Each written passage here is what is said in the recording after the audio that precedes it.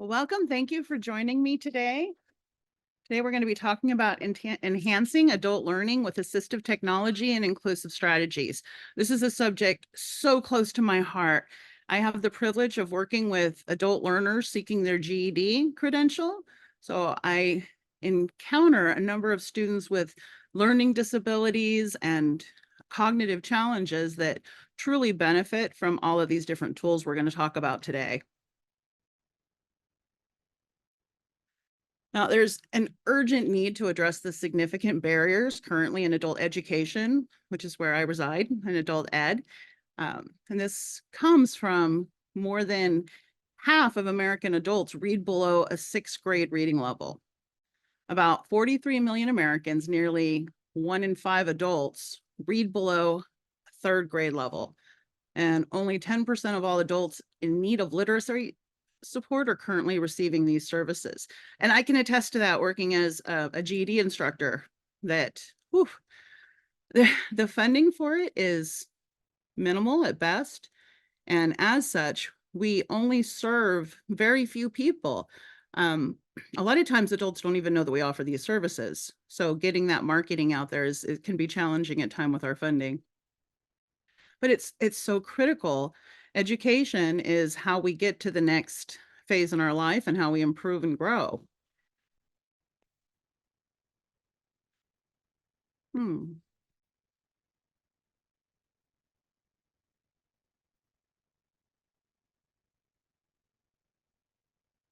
Now, what we're going to be talking about today is we're going to examine some of the barriers impacting adult learners' positive outcomes. We're going to explore some of the challenges for adults with specific learning needs. We're going to identify and address some barriers to AT adoption, investigate some of the societal stigmas around AT, and explore technology as a barrier remover, which can be challenging. So I know for my population that I serve, a lot of times technology is daunting and very scary, which can make it challenging for them to go ahead and lean in to using this technology to better serve their needs. But we'll talk about that in a later slide. We'll also be examining the use of cognitive aids, which I love. They're such a game changer for a number of students. We're going to talk a little bit about trauma's effect on learning, um, understanding adult learning theories and some principles. This is where we'll talk about UDL and we'll talk about Bloom's taxonomy. And we're going to talk about some strategies to motivate adult learners and a little bit about client referral systems and advocacy.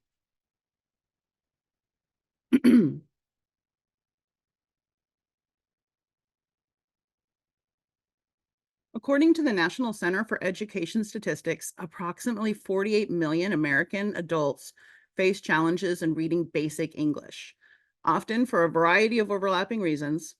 And this is a huge barrier for meaningful employment, which, as you can imagine, employers want good readers.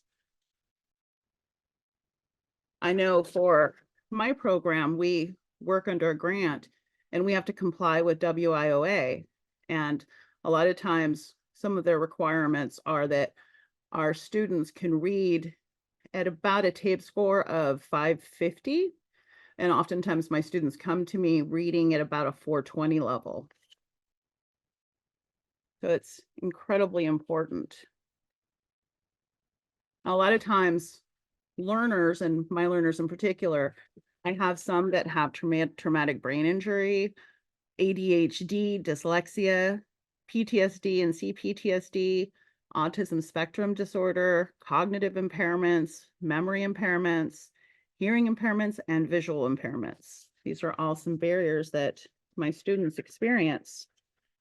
Now, I have a mention here of Maslow's hierarchy of school needs. And the reason I have that in here is because if the physiological components aren't met, students, of course, can't reach that feeling safe and that belonging and that esteem. And all of these things make it so challenging for students to learn because they're not in a place where they can process this information and move it from that short-term memory into the deeper memory forming.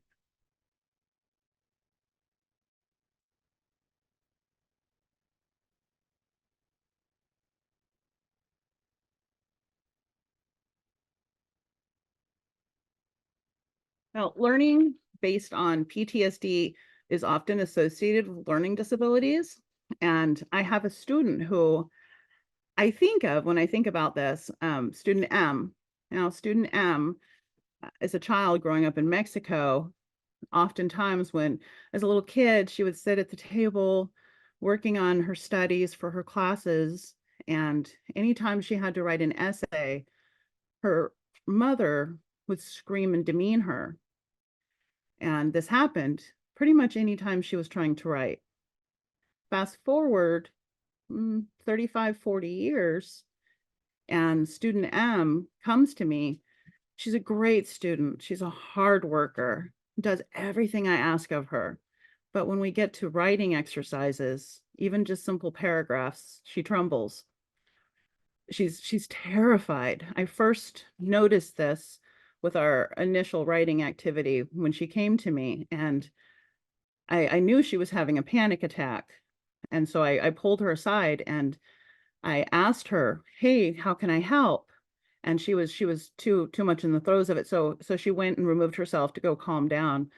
Later on, she came back to talk to me and she told me a little bit about her history. And it really helped me understand how pervasive and how challenging that kind of trauma could be for a learner, because she has to overcome not just not knowing how to write, but also this deeply embedded fear that she has. And I'm happy to say she has managed to overcome that fear, and she is writing now. And she did complete her GED, so I'm incredibly proud of her, but she will always remain a student that inspires me to do better and to use these tools we're going to talk about today to help students overcome these incredibly difficult barriers. But oftentimes these self-rated specific learning disabilities, it's linked to higher PTSD symptoms similar to my student M. For her, that post-traumatic stress that she experienced from this challenging upbringing really changed how she learned and made it so much more difficult. Students with this often report more PTSD symptoms than those without. When I think about that, I think about how hard it must have been for her anytime she had a writing task and everything she had to overcome. 16 to 32% of SLD individuals show PTSD-like symptoms versus 0 to 8% without. And learning experiences like M's can trigger those PTSD-like reactions. And stress from learning difficulties lead to long-lasting symptoms. For M, anytime she had this panic attack, it just added to this trauma that she was experiencing. So the fear she associated with writing was really difficult. And of course, the emotional component that goes along with that. And oftentimes these students, they blame themselves.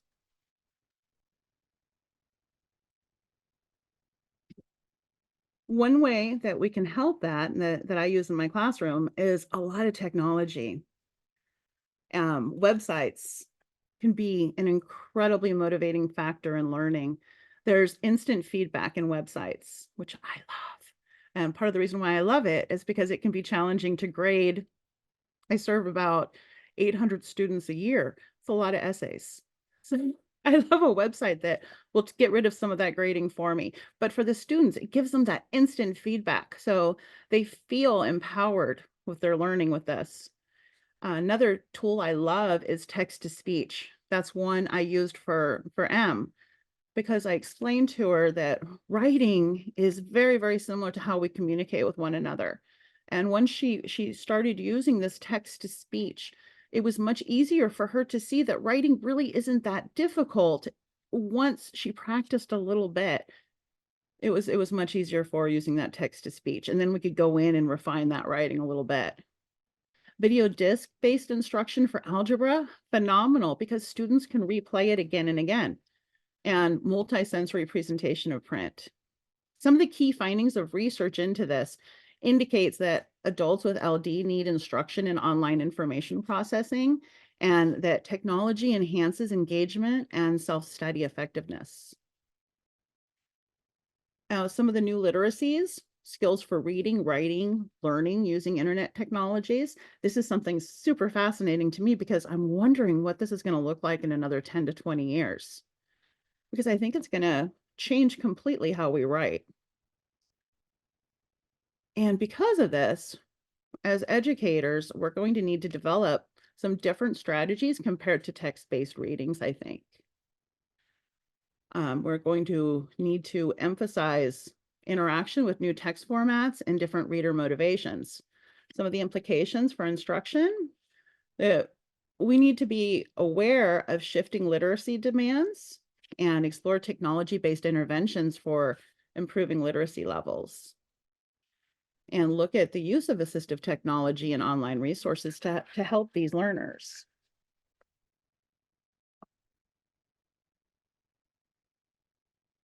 Oftentimes my students aren't super enthusiastic about all of the technology, especially my older ones, but over time they do come to enjoy it. So back to the traumatized learners.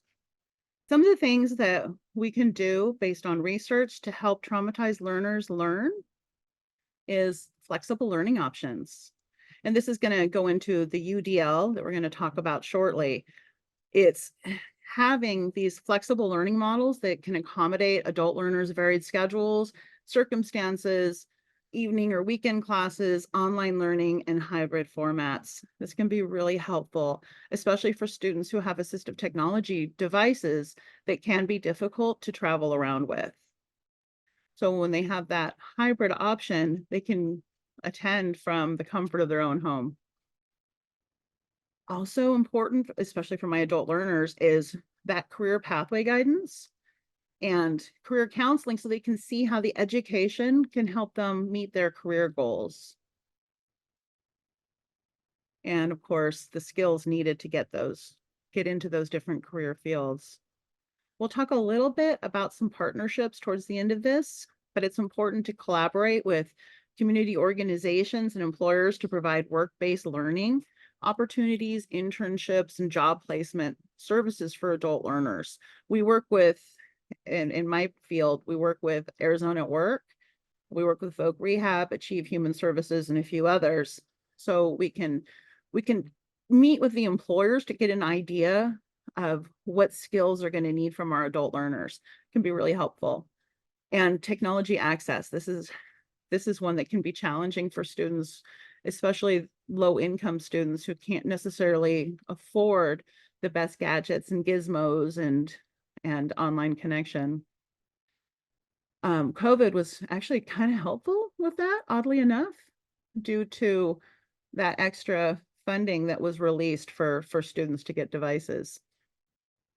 But it's super important.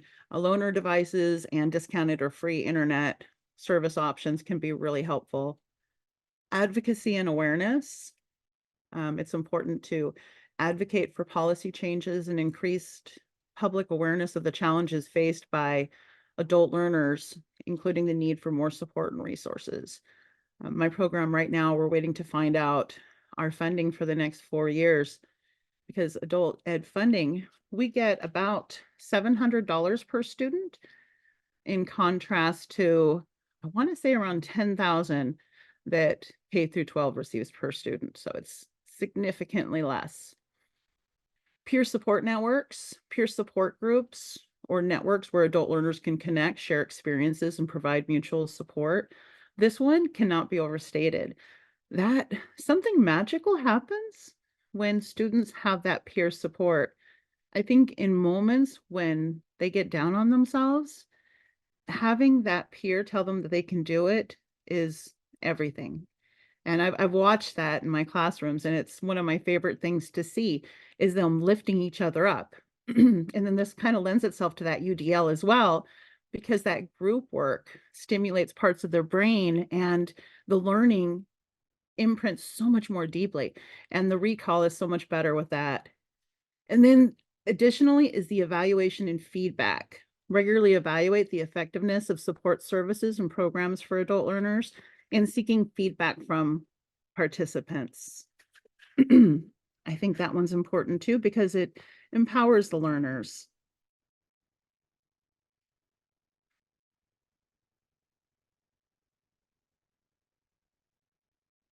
Bridging the gaps. Now, I like to use assistive technology in my classroom to give multiple access points to the lessons and what we're going to be working on. And then this way they can determine which skills they in particular need to strengthen. I rarely get a student who needs help with every single thing. There's usually a weakness. Maybe it's vocabulary, maybe it's comprehension, maybe it's fluency.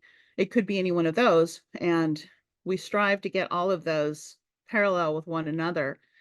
So a lot of times they'll need to work a little bit harder in one of those areas to get it up to the same level as the other ones. So I like to use computer tools to help get them in line where I need them to be. And it also reinforces their self-determination, which is huge. I'm all about empowering these students. Literacy education, it aims to provide access to literate practices and discourse resources, leading to benefits that ripple throughout. I have one student, A, when she first became a parent at the age of 14 in Mexico, and she came to me not speaking any English, and by the time she left our program, she finished her GED, and I'm happy to say she's currently working as a nurse in our community, at our local hospital. Amazing. So it does benefit all throughout the community, and it's so empowering for the students. Another thing I've discovered while putting together this presentation is the tremendous gap in research on adult literacy learners with learning disabilities. It's not as well understood as K through 12 learners. Existing studies typically just leave out adult education students. And longitudinal studies show persistent challenges for adults with learning disabilities in economic, social, vocational, and educational achievement compared to their non-disabled peers. It's almost like they have a double whammy against them for learning. And adult education students with LDs need attention to their unique learning needs to access the benefits so they can improve their skills and get those credentials that they need. So part of working in adult ed, for me, it's really important that I consider all of these different tools and address the lack of access and to make sure that instructional quality piece is there and that I'm meeting legal and ethical obligations. Adult education for students with learning disabilities is complex and it requires research to understand how technology can assist adults in developing their literacy and empowering themselves. Now, one program that does a pretty decent job of that is student achievement in reading. And that one does have a lot of studies backed, but there's a lot of areas that still need some work. Now, I mentioned cognitive aids a little bit ago, and there's some fabulous cognitive aids out there. I use them myself to keep myself organized. I love digital planners and task managers, apps like Google Calendar and Microsoft Outlook, and these can help students with executive functioning challenges improve and organize their tasks, set reminders, and manage their schedules effectively. This could be really good for students with ADHD as well, because sometimes they get a little bit distracted and it can be a little bit difficult to stay on task. So these reminders can be a really powerful tool to help get them where they need to be. Mind mapping tools, these are great. I like Canva a lot for this because then the creative students can get in there and have the different colors and stuff to keep them engaged. And this can help them visually organize their thoughts, ideas, and information. I use this with Em as well because for her, it was a lot less threatening than the idea of writing. It was a great way to scaffold this for her. We talked a little bit about the text-to-speech software. Really great, read and write, natural reader. This is really great for ESOL students too, or anybody who, sometimes when we have that trauma with learning, we shut down and we get terrified when we're forced to learn. But these tools that will read the stories to us allow us to relax a little bit more, take in that information and allow that learning to happen and not feel that pressure. The speech to text software would be very helpful. Google Docs voice typing, Microsoft Dictate, graphic organizers, very helpful. Note-taking apps, Evernote, OneNote, Notability.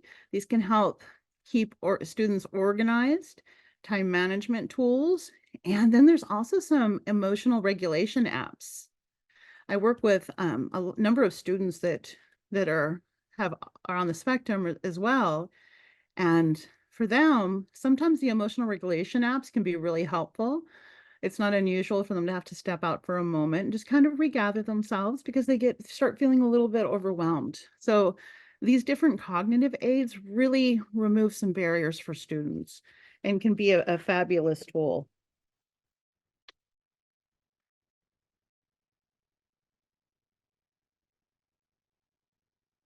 Okay, so that brings us to some inclusive assistive technology strategies to overcome learning barriers. That's what each one of those were. So this is just kind of restating some of these.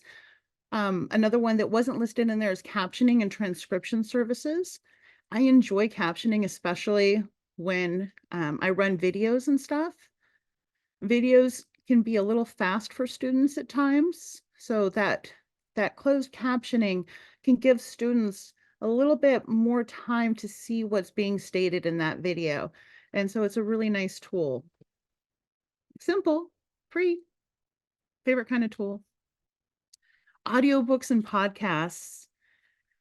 I wish we could make all of these things in podcasts, all of the different content for the GED. That might be something to do later on, because I know students oftentimes are busy, especially ones who have the different barriers. To be able to listen to a podcast would be really, really helpful.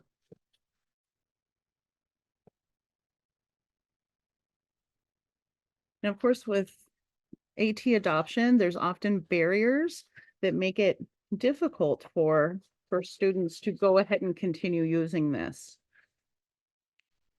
I find that lack of awareness is very common. Sometimes, especially my students who are in their 60s and up, they're not aware of all of the awesome tools that are out there to help us do better and, increase our learning. They're not sure of how they could benefit from it. And sometimes it has a little bit of a learning curve too. It takes a minute to learn how this software works. And if you're not used to figuring out how software works, it can feel a little bit overwhelming. Now, if we're talking about devices, sometimes the assistive technology devices can be very, very expensive, and adult learners may not have the financial resources to purchase them. When I was reading our demographic report for the previous year, the average earnings for the students that I serve was around $16,000 a year. I think about that. What was that like to live on $16,000 a year? And so these devices that cost all of this money, there's no way that they would be able to afford that.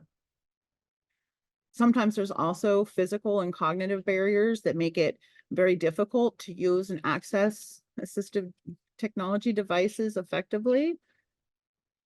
And sometimes there's a stigma too. Sometimes you don't want to be you don't want people to think that you need these tools to help you. And it can discourage some adult learners from adopting them. And it's not always compatible with other technology. And so it can make it not so useful. And it can be really complex as well. So that would also be a deterrent for adult learners from utilizing these. When I first went into teaching, I was so excited about all of the cool tools that were out there that I did too much. I gave my students all of these really cool digital tools. And as a result of that, I completely overwhelmed them. I made it too complex. I had too many things. So for me, it was a lesson in, let's simplify this, let's dial it back a little bit. But it was a good lesson for me to have, because we want to focus on what students can do and give them the choices on what to use. The assistive technology should be there to enable full participation in society, and it should allow students to be the best version of themselves. And if it doesn't allow them to be the version of themselves, that's where we get into that AT abandonment. And oftentimes, this is a result of it the assistive technology piece not being properly matched to the person it's designated for. So maybe their needs weren't evaluated well enough, and so they weren't given the proper tool. And that leads to a pretty high abandonment rate. It could also be that improved health conditions, sometimes that can lead to AT abandonment. It could be poor usability design, lack of user involvement in design, lack of information, and just pure usability issues. Individuals with severe mobility and sensory limitations are more likely to use assistive technology than those with mental health or cognitive conditions. And that makes sense, right? Because of course, if you can't move around, you're more likely to get that assistive technology, but it's not as well known the cognitive issues that could also benefit from assistive technology. You don't see commercials for that. They don't talk about that. It's not discussed all of the time. I didn't really learn about it until fairly the last 10 years or so. I didn't really consider that. So I probably wouldn't have known to look for that if I had a cognitive impairment that could have benefited from it. Of course, non-use, if we're not using these AT, you're not getting better at it, and it can hinder functional ability in social inclusion and waste resources. And we need more research on it too.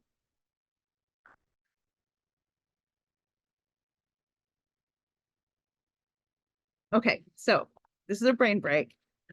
This is from a book I've been reading about jumpstarting the adult learner. So that's what inspired me, and it will connect to the next piece we're looking at. So this is just a brief little snippet on some brain functions and why the next piece is important. When we're talking about lower brain functions, it's responsible for your basic functions like attention, emotion, movement, and brain breaks. They help activate this part of the brain. And it's important to incorporate movement and varied activities to stimulate engagement and learning retention. I went to a training one time, and the woman there, she had us constantly moving our hands and doing all these crazy things. I felt like I was in a revival church, but I remembered every single thing that she discussed. It was remarkable, and I was terribly embarrassed at the time. But as an educator, I quickly realized, wow, this is incredibly effective because I did retain the information. It was wild. So it does work. That movement helps get that information into your brain. Now, your middle brain functions, this is going to be your thalamus, your hippocampus, amygdala, and neurotransmitters like dopamine and serotonin. And these are crucial for that memory formation, emotional regulation, and attention. Strategies like upbeat music can stimulate that dopamine release, improving mood and motivation. I use this in my classroom as well. Oftentimes, it sounds like a little bit of a dance party when you come into my room. It's usually well received, but because I want to set that tone for my learners that we're going to have a good time. We're probably going to get a little silly, but because I want to get those neurotransmitters moving in them to help that learning take place when we get to working. Now, the upper brain functions, this is going to include your neocortex, which is going to be responsible for your higher order thinking. We're going to get into that a little bit with the Bloom's taxonomy. And this can be activated by engaging through active learning activities that require critical thinking and analysis. And I like to get into this one when I start getting into my culturally sensitive instruction. And this is where we start talking about different societal norms and stuff like that. So that really gets people talking and learning without even thinking about it. So this is where debates and discussions and open-ended questions can stimulate that upper brain and deepen that understanding and get us to that higher level of blooms.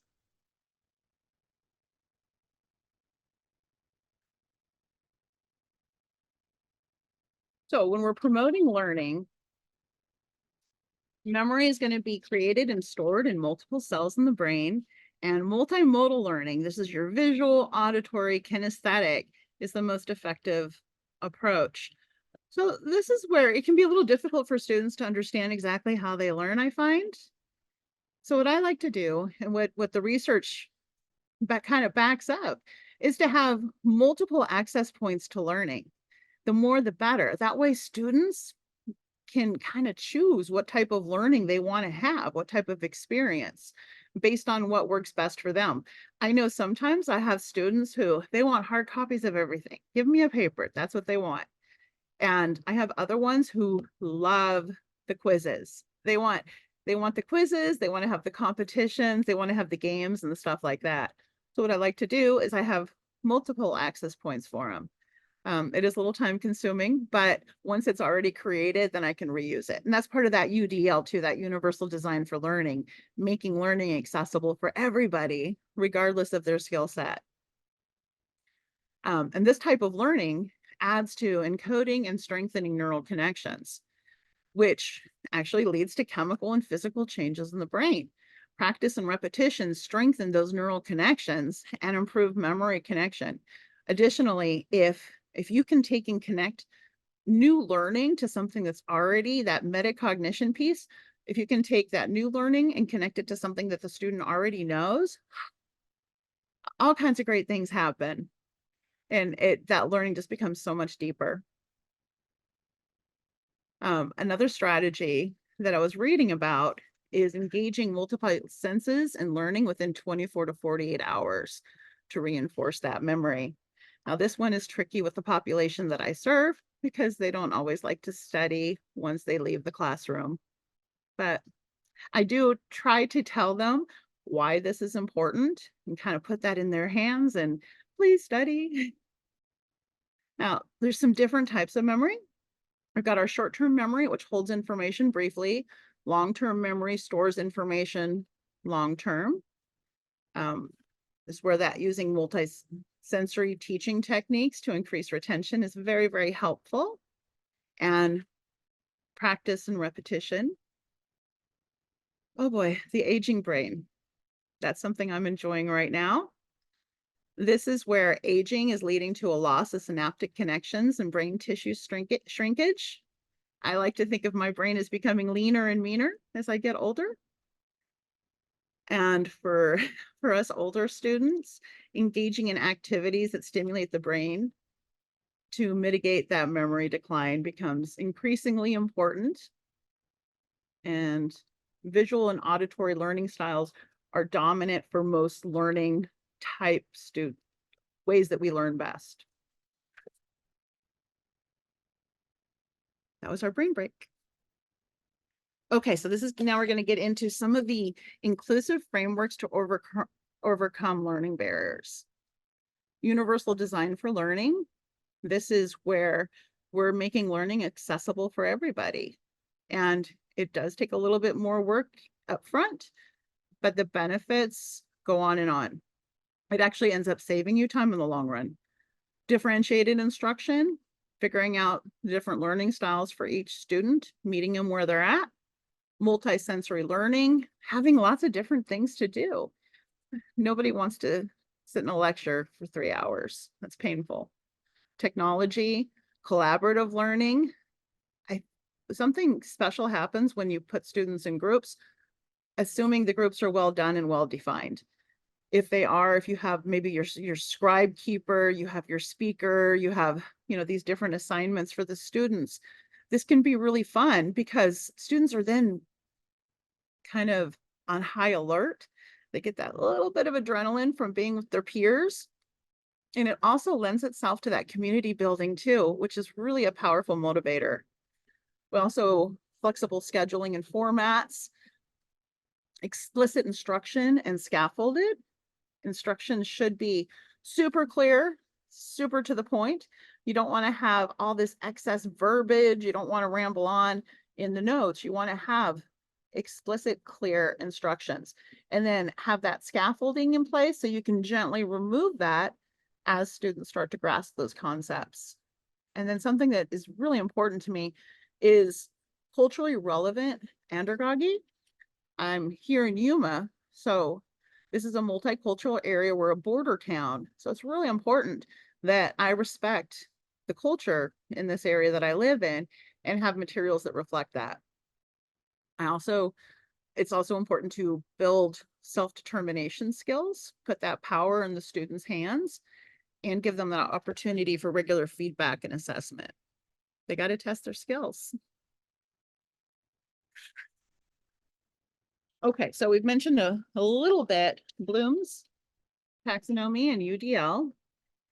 These are fabulous to put together because when you combine these different frameworks, it makes instruction so much more inclusive.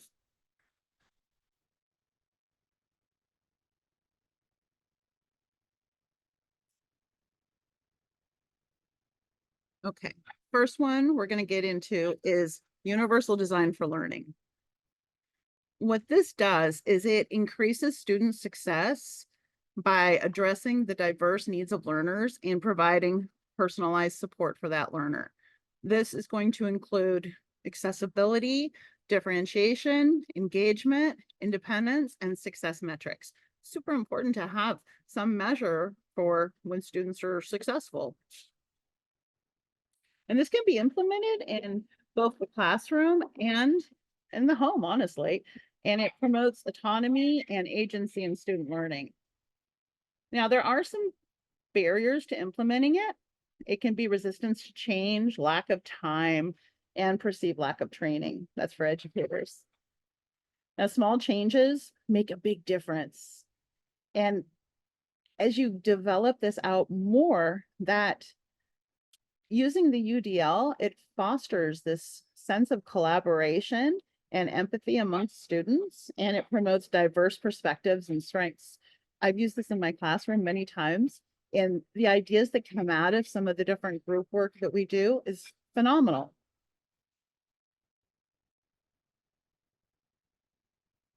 Now you use this in conjunction with Bloom's taxonomy of cognitive skills. And this is going to be a classification system that helps information professionals write learning objectives for training or instruction. It categorizes cognitive skills into 6 levels, from your basic knowledge retention to higher order skills like evaluation and synthesis. Now, when we're first learning something, it's just memory. It's rote memorization. That's going to be your flashcards. It's going to be stuff like that where you're just going through it. You're just memorizing it. Now, the next one is going to be understanding it. This is going to be a deeper comprehension, interpreting and explaining ideas. Then you go from there to using information in new situations and solving problems and applying knowledge. Then next is breaking down information into parts and understanding its relationships to each other, followed by evaluating, which is making judgments and checking the value of ideas and materials. And then finally, creating. Now, for what I do, a lot of the GED content requires students to synthesize all of the content that they've learned, especially on the extended response for the reading language arts portion of the GED test. What they do is they evaluate 2 articles and determine which author presents stronger evidence to back up their thesis. So for that one, it lands into that evaluating piece. So they're checking the value of those ideas and materials. And so that can be, it takes a little bit of time to get to that place, but it's incredibly important, especially when we're looking at our relationship with WIOA and employers. Employers want employees who can evaluate and make informed decisions based on what the materials in front of them.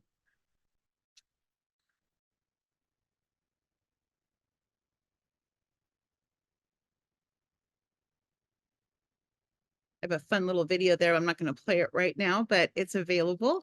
It takes and looks at the Bloom's taxonomy in the context of friends with examples from that.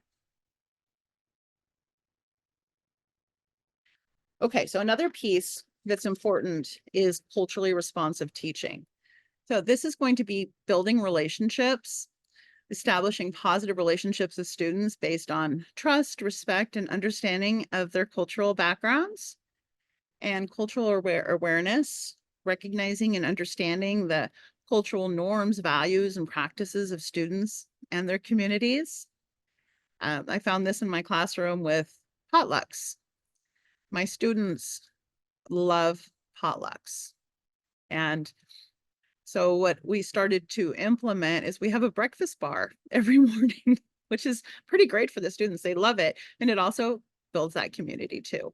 So it's kind of cool. And the different foods that the students bring in are cultural representations. And we can talk about that and we can share, and it helps us build that trust, respect, and understanding of one another. Another important thing is inclusive curriculum. We need to incorporate diverse perspectives, voices, and experiences into the curriculum to make it more relevant and engaging.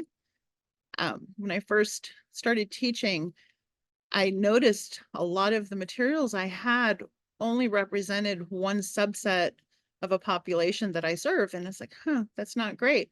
It needs to, every single student needs to be able to see themselves in the materials that they're receiving. So that's super important so students can connect to that. Differentiated instruction, that's adapting teaching strategies and materials to meet the diverse learning needs and preferences of students. And that certainly goes to those different learning disabilities that we were talking about earlier. This different learning disabilities require different techniques and instruction to serve that student properly, and different assistive technology accommodations to make sure that their needs are fully being met. Critical consciousness, encouraging students to critically analyze and question societal norms and inequalities based on race, ethnicity, and culture. This is one that I love to cover because Street Law, um, they're a nonprofit. They have incredible materials on Supreme Court rulings and different major court cases. And within that, they also have free classroom resources and lesson plans. So what's really fun to do is bring those into the classroom, and then we can talk about equity and social justice. And we're working on promoting equity and social justice by addressing some of the issues of power, privilege, and oppression within our classroom. So we're hitting a lot of these different things simultaneously while we're learning and having these lively discussions.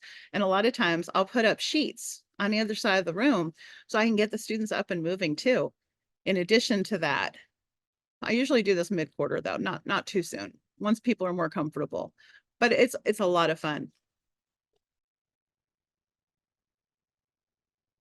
Okay, so putting it all together, lots and lots of pieces, right?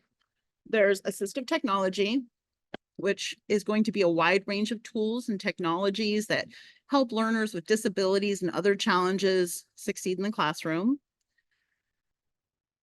This is going to support nonverbal learners in communication, while screen readers can assist learners with visual impairments and accessing written content. Assistive technology can also benefit our traumatized learners by providing them with personalized tools to cater their specific needs, reducing anxiety and increasing engagement. Universal design for learning is going to be our framework that aims to design instruction that's accessible and effective for all learners, regardless of where they're at. And this is going to mean incorporating multiple means of representation, expression, and engagement. And that's going to give our learners diverse ways to access and demonstrate their learning, offering video, audio, and kinesthetic learning materials to cater to the different learning styles and preferences. Bloom's taxonomy framework that classifies learning objectives into 6 levels of cognitive complexity, from remembering and understanding to applying, analyzing, evaluating, and finally creating. And this, by aligning our activities with that, we can scaffold learning experiences for adult learners, starting with foundational knowledge and gradually progressing to higher order thinking skills. and it's particularly effective for traumatized learners because it provides a beautiful, structured, and supportive learning environment that allows them to build their confidence and skills at their own pace. And then culturally responsive teaching emphasizes the importance of recognizing value and valuing cultural backgrounds, experiences, and perspectives of all learners. It integrates cultural identities into the curriculum and instructional practices and creates a more inclusive, engaging learning environment. And this also is good for traumatized learners because it helps create that sense of safety and belonging in the classroom, which students need in order to feel safe and be able to learn. Okay, so a couple last things. The client referral system. This can certainly be challenging. I know it's been challenging in my field. I have a student, a deaf student, and I needed an interpreter. It took about a year to get that interpreter for her, but through Universal Design of Learning, we deployed closed captioning, really clear set of objectives, everything written out. So she still had full access to all of her classroom materials. But that client referral system is so important to meet the different needs that students have. And it allows us to connect our students with AAC professionals and resources for them. It's ideally timely. The students receive assessment and intervention in a timely manner.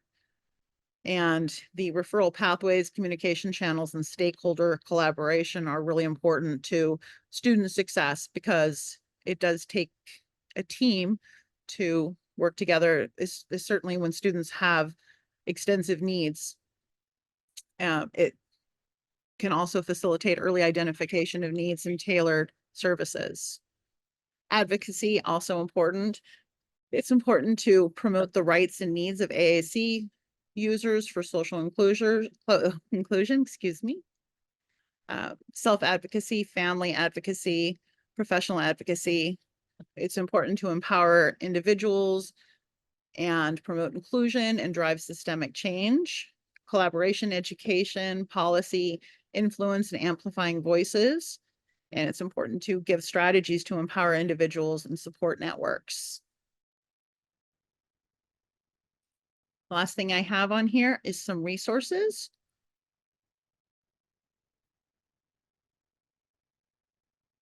These are all hyperlinks. These are some resources I've encountered through my studies and some that I personally use. One of my favorite ones is Canva. When we talked about a little bit about the charts, this one I use a lot, and it's free. You can sign up. It's a powerful tool. It has tons and tons of stuff. I love this one for mind mapping. I won't get into all of these, but there's tons and tons of resources. And that is the entire presentation. I thank you so much for joining me today to talk about this subject that is so near and dear to my heart and so important for all of us. Thank you for joining me.